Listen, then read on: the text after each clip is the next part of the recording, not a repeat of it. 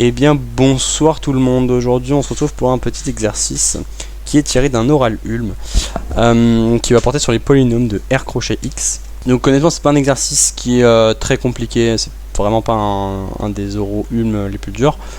Ça porte sur les polynômes qui sont positifs sur R et où on introduit donc un nouveau polynôme à partir de P. Et le but ça va être de montrer que ce nouveau polynôme va être positif. Donc on va démarrer tout de suite. On va commencer par étudier un peu ce qu'on a ici, donc P là, donc en grand 1 P. Qu'est-ce qui se passe? On a un polynôme qui est positif sur R, donc on va étudier un peu ces bornes, et on sait que du coup un polynôme en plus infini par exemple, il explose soit en plus infini, soit en moins infini. Donc comme on sait que là il est positif, il va exploser en plus infini. Et de la même manière, à gauche il va exploser en plus infini aussi. Donc c'est excellent puisque on a déjà pré-étude, après une rapide étude, on sait que le degré de P est positif, enfin pardon, le degré de P est pair. On sait que le degré de P est pair et que son dominant est positif. Voilà. Donc ça c'est une rapide étude sur P qui va nous permettre du coup de mieux comprendre Q puisque Q est défini à partir de P. Donc maintenant rapide étude sur Q. On va s'intéresser encore une fois au degré de Q et au dominant de Q. Donc c'est simple, le degré de Q c'est le degré de P, puisque tous les termes dans la somme sont de degré strictement inférieur, donc il n'y a que lui qui est de degré N. Et pareil le dominant, hein, ça va être le dominant de P. Ok, donc ça veut dire que on va se retrouver avec un polynôme Q qui va à droite exploser en plus infini, à gauche aussi. Et puis notre but du coup ça va être de montrer que au milieu il va être positif. Donc fin de l'étude sur Q. Maintenant, fin de l'étude, non, on va encore étudier un peu Q, mais là on va sortir 2-3 petites defs. On va commencer à faire les choses bien. On va séparer toute la barre des réels R. Donc on va prendre un M égale à 1, ok, strictement positif. Et du coup on va noter, mettons le rang A tel que pour tous les X qui sont après A, on a Q de X qui est plus grand que M. Donc strictement positif, en gros.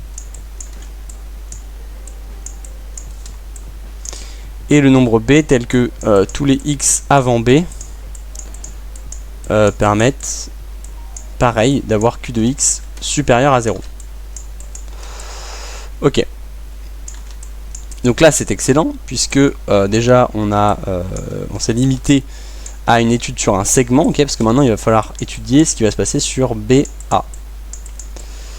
Alors dans le cas où on a A qui est plus petit ou égal à B, vous voyez bien que là du coup il va y avoir aucun problème puisque on va avoir donc notre A qui est ici où à partir de ce rang là le polynôme est positif et le rang B où avant ce rang là le polynôme est positif, donc au final il est toujours positif. Avant A il est positif, après B il est positif et entre les deux il est positif.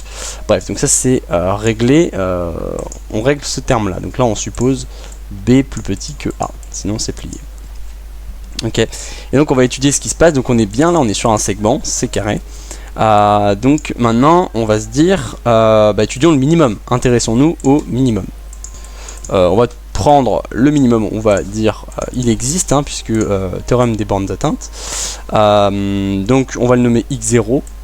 Donc on va avoir P de x0 qui minore P de x sur AB. Enfin, sur BA, pardon c'est Q. On va avoir Q de x0 qui minore Q de x sur AB. Ok, et donc qu'est-ce qu'on peut dire de ce minimum là? On peut facilement prouver donc que c'est un minimum local et donc que Q', c'est la def du truc, hein, c'est que c'est un minimum sur AB, donc c'est un minimum sur BA, donc Q' de x0 est égal à 0.